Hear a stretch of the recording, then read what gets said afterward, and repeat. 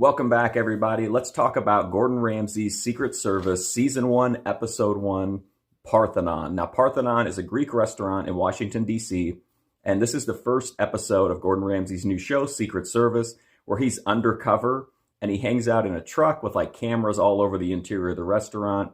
He comes in, after hours and snoops. The people in the restaurant think that they're part of, a regular show, except for one person who's, an insider.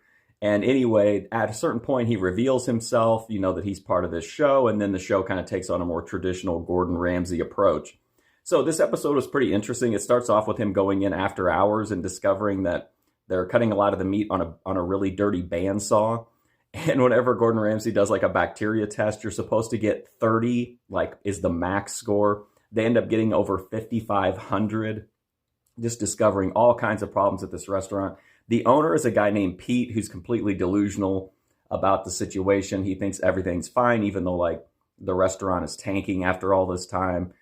They've got a young chef there that's ready to take over, but the old guard doesn't want to give way. We've seen this a lot on Kitchen Nightmares and similar shows. The place has rats, multiple very large rats.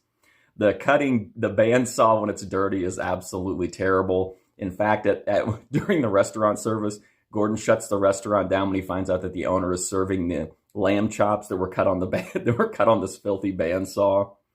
That's the point where he kind of storms in and he's like, "Hey, I can't let this keep going." And that's when they realize that Gordon was in on it. They end up getting there's a lot of marital strife, family drama here. Gordon doesn't yell at everybody like he does in some of the other shows. This is more laid back and kind of more of a chill Gordon Ramsay experience, although he doesn't really hold back. He's just a little bit nicer and more productive about it. Maybe he's chilling out with age or whatever. But eventually the restaurant, he gives them some tips on improving the menu. He also gives them helps them out with the interior of the restaurant, overhauling that. So in the end, this was a good episode. It's just fun to see Gordon Ramsay back on another show like this. But I think there will be people who miss that signature Gordon Ramsay element. You get a little bit of it here, but not much.